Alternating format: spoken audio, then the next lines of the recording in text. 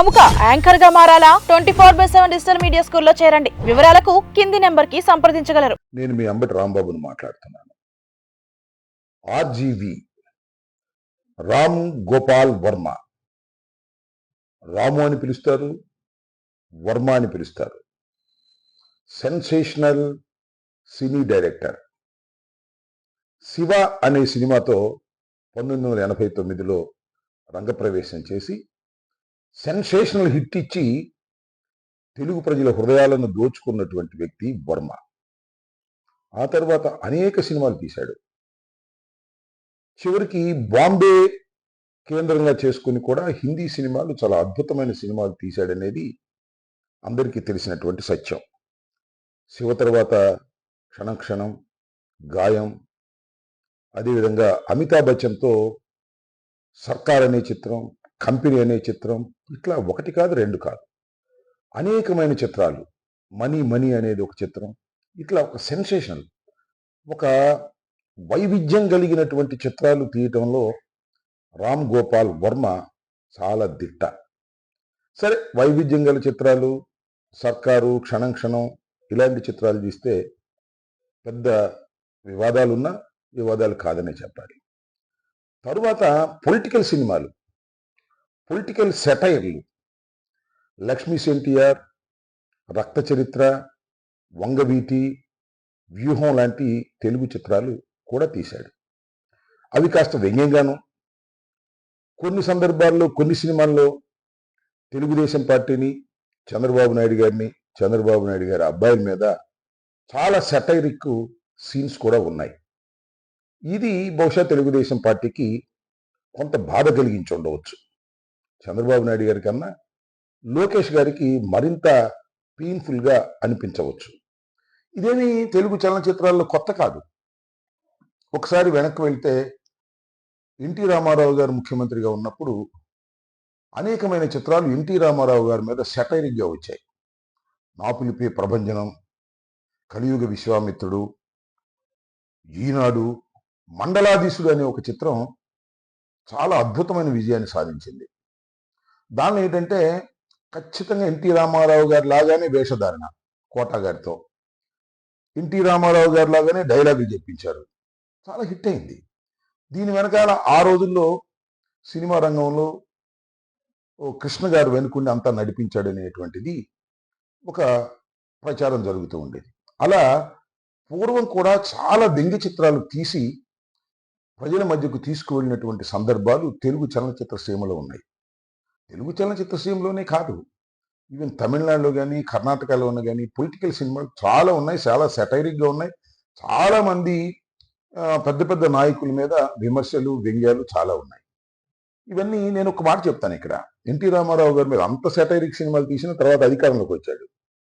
వచ్చిన తర్వాత ఎవరిని వేధించలేదే, ఎవరిని లోపల వేయలేదే, ఎవరిని కేసులు పెట్టి వారిని హింసించేటటువంటి ప్రయత్నం చేయాలి. కానీ ఇవాళ రాష్ట్రంలో జరుగుతుంది ఏంటి? రామ్ గోపాల్ వర్మ చాలా వైవిధ్యం కలిగినటువంటి సినిమా డైరెక్టర్ కాకుండా జీవితం కూడా చాలా వైవిధ్యంగా ఉంటుంది, చాలా విచిత్రంగా ఉంటుంది, చాలా సెటైరిక్గా ఉంటుంది. ఒక మాటలో చెప్పాలంటే అసలు రామ్ గోపాల్ వర్మ నువ్వు ఎందుకు జీవిస్తున్నావు అంటే, నా కోసమే నేను జీవిస్తున్నాను, ఒకటి కోసం నాకు జీవించాల్సిన అవసరం ఏంటి అంటాడు. ఏది చెప్పాలన్నా కూడా వెనక ముందు వాడడు. తన మనసులో ఏముందో అదే చెప్పేస్తాడు. అది భూతైనా చెప్తాడు, నిజమైనా చెప్తాడు. అవును, అది నిజం, నిజం కాబట్టి చెప్తాను, అబద్ధం ఎందుకు ఆడాలి అనేటువంటి తరహాలో చాలా చిత్రంగా ఉంటాడు. చాలా మందికి నచ్చుతాడు, కొంతమందికి నచ్చడు. అది ఒక రకమైనటువంటి ప్రవర్తన. ఆ ప్రవర్తన ఎవరు నిర్దేశించలేరు, తన్ను తానే నిర్దేశించుకుంటానని చెప్పేటటువంటి వ్యక్తిత్వం అతనిది. ఒక ప్రత్యేకమైన వ్యక్తిత్వాన్ని ఆవిష్కరించుకున్నటువంటి ఒక చలనచిత్ర ప్రముఖుడు రామ్ గోపాల్ వర్మ.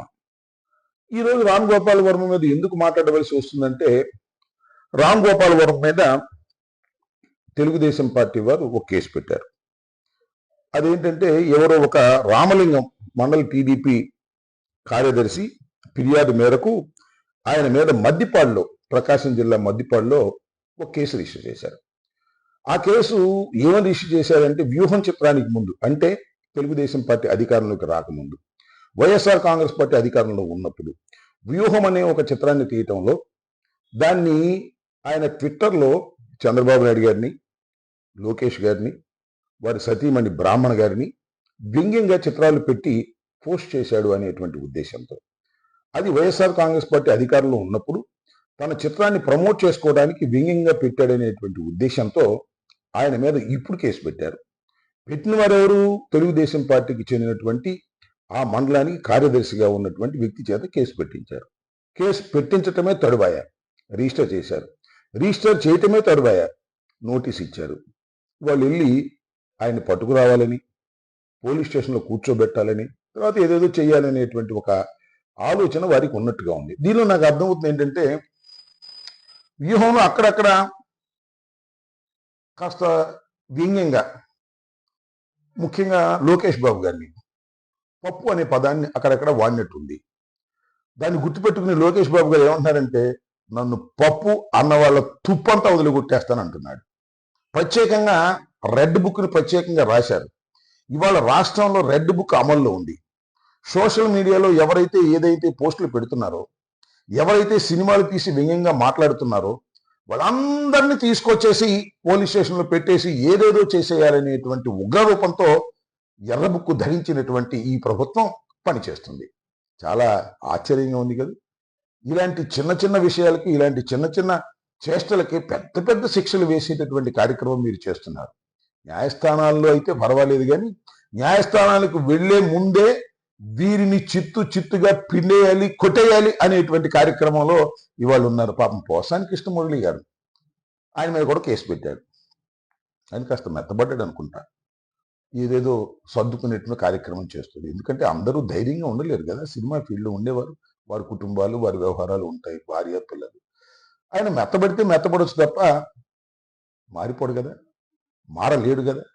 అలాగే ఇవాళ రామ్ గోపాల్ వర్మ గారిని కూడా ఏదో చేసి మెత్తబరచాలనో లొంగించుకోవాలనో ప్రయత్నం చేస్తున్నారు పిచ్చితనంగా. నేను ఒకటే మాట చెప్తా, రామ్ గోపాల్ వర్మ మీద కేసు పెట్టాడు. కేసులో ఉన్న పత్రాలు ఇవ్వాలి కదా. ఏం కేసు పెట్టాము, ఎలా పెట్టాము, ఎఫ్ఐఆర్ ఏంటి, దానిలో అభియోగాలు ఏంటి, అవేమీ ఇవ్వరట. ఈ లోపల రామ్ గోపాల్ వర్మ గారు కోర్టుకు వెళ్ళాడు. కోర్టుకు వెళ్తే కోర్టు వారు ఏమన్నారంటే క్వాష్ చేయడానికి అంగీకరించలేదు. తర్వాత బెయిల్ పిటిషన్కి వెళ్ళాడు. Bail is pending in the high court. మరి ఏం జరుగుతుందో చూడాలి. ఈ లోపల మద్దిపాడు నుంచి హుటాహుటిన పోలీసులు బయలుదేరి వెళ్ళిపోయారు. ఒక పెద్ద టీం వెళ్ళిపోయింది. రామ్ గోపాల్ వర్మ గారిని పట్టుకోవాలి, రామ్ గోపాల్ వర్మ గారిని డెన్ నుంచి లాక్కురావాలి. రామ్ గోపాల్ వర్మ గారు డెన్లో ఉన్నాడా లేదా? చిత్రం ఏంటంటే, కొంతమంది డెన్లోనే ఉన్నారని, కొంతమంది పారిపోయారని, కొంతమంది ఇతర రాష్ట్రాలకు వెళ్ళిపోయారని, అసలు రామ్ గోపాల్ వర్మ పిరికితనంగా పోలీసులు వస్తే పారిపోయాడు అనేటువంటి ప్రయత్నాలు చేస్తున్నారు అనేది పత్రికల్లో లేదా మరొక చోట రాయిస్తున్నారు. ఇంకో అంశం ఏంటంటే, రామ్ గోపాల్ వర్మ గారు ఎక్కడా లేరు, ఇంట్లోనే ఉన్నారనే మాట ఒకటి, రెండోది ఎవరో ఫామ్ హౌస్లో ఉన్నారనే మాట ఒకటి. మొత్తానికి నేను అంతా హల్చల్ చేశారు, ఆయన చుట్టూరా తిరిగారు పోలీసులు, కానీ అరెస్ట్ చేయలేదు. ఇవాళ కోర్టులో ఉంది. కోర్టులో ఏం జరుగుతుందో చూడాలి. ఇంతకీ నేను అనేది ఏంటంటే, రామ్ గోపాల్ వర్మ అనేటటువంటి ఒక ప్రముఖ చలనచిత్ర దర్శకుడు పెద్ద తప్పు చేశాడు అనేటువంటి భావనతో ఇవాళ మీరు ఉంటున్నారంటే చాలా దురదృష్టకరమైనటువంటి పరిణామం. నేను ఒకటి మనవి చేస్తున్నాను, మా మీద పోస్టులు ఎన్ని పెట్టారు, దాని మీద యాక్షన్ తీసుకోరే.